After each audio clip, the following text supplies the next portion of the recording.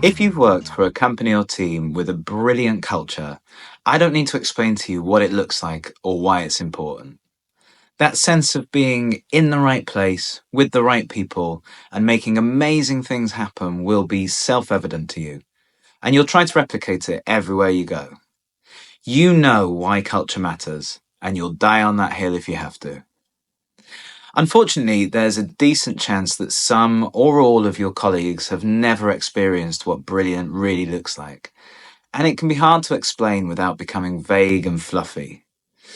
Partly this is because there's not one definitive way to describe a brilliant culture, because everyone's brilliant in different ways. But there are some common characteristics that signify a culture is working optimally, including high levels of discretionary effort.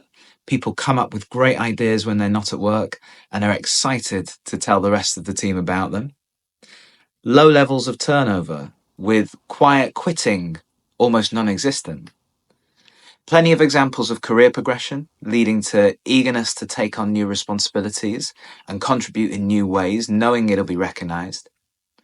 Excellent performance, because without this, it's hard to argue that a culture's effective. And a happy and productive team who feel they are in it together and contributing to something important. And maybe you recognise what I've just described, maybe you don't. Hopefully, though, you can see why these are all good things. Now, even if you've never experienced a culture that you'd rave about, you can create one in your company or team. Through research we've done both in-house at Singular and some done by other organisations, we've distilled it down to 6 areas of focus that will transform your working environment into the kind of place you dream of. First up is career development. This is the number one driver for people's job moves in biotech year after year, and continues to be top of the list for almost half of biotech professionals. Now, the nuance here is that it's not just about there being a vague sense of opportunity. Instead, you need to provide each member of your team with a clear understanding of where their career with you is heading, at least in the next step, and what they need to do to move forward. Now, I completely appreciate that in the ever-changing, fast-paced world of small biotech companies, it can be challenging to predict even 6 months into the future. But at the very least, you should make it clear to your team how they progress from senior scientist to principal scientist, for example. Secondly, make learning a key part of work. This is, of course, tied to career development, but it's not the same thing. As human beings, we're growth-oriented creatures, and most people in biotech have dedicated at least a quarter of a century to learning before launching their industry careers. Continuing to provide them with learning opportunities is crucial if you want to keep your people engaged.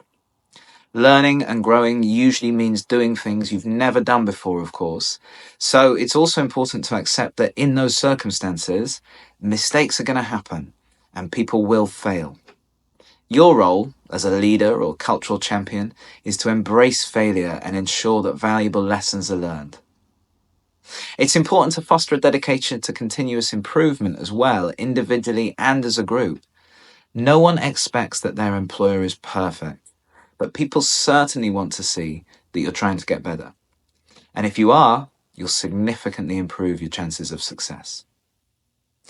Companies and teams with brilliant cultures are effective in delivering results. Otherwise, they're just a nice place to work, which really isn't the point. Especially in a complex endeavor like drug development, the only way to make this happen is to ensure that everyone is aligned behind a clear mission and vision. This element of brilliant culture can be split into 2 parts, the first of which is clarity of mission, vision, and company objectives. Knowing where you're heading as a group and communicating that clearly and regularly with reference to why it's important, the impact you'll have, and the journey you're on will help your people to feel connected to something bigger than themselves and to identify with the importance of their work. The second element is harder to implement, but just as crucial.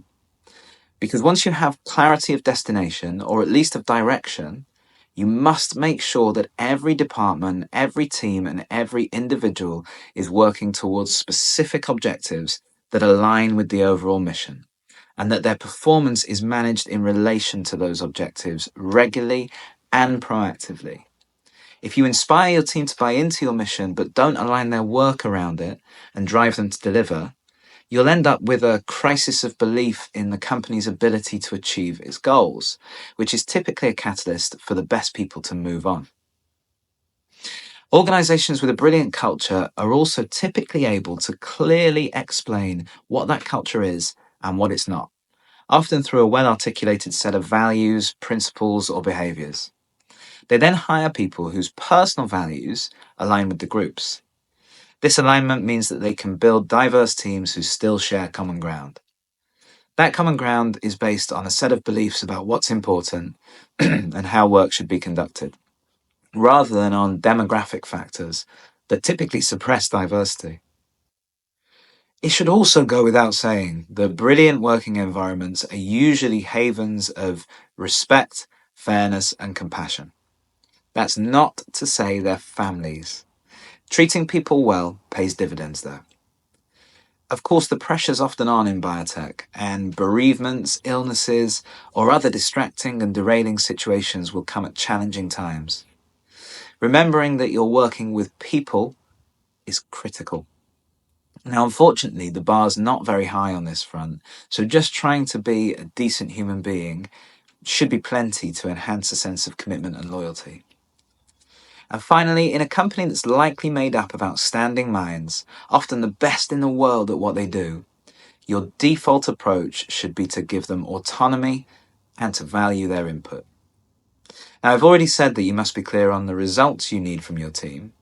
So if you are, don't hamper their ability to achieve by constraining them with your idea of how best to achieve those results. Unleash the experts you've brought in, and you'll find that they can do amazing things.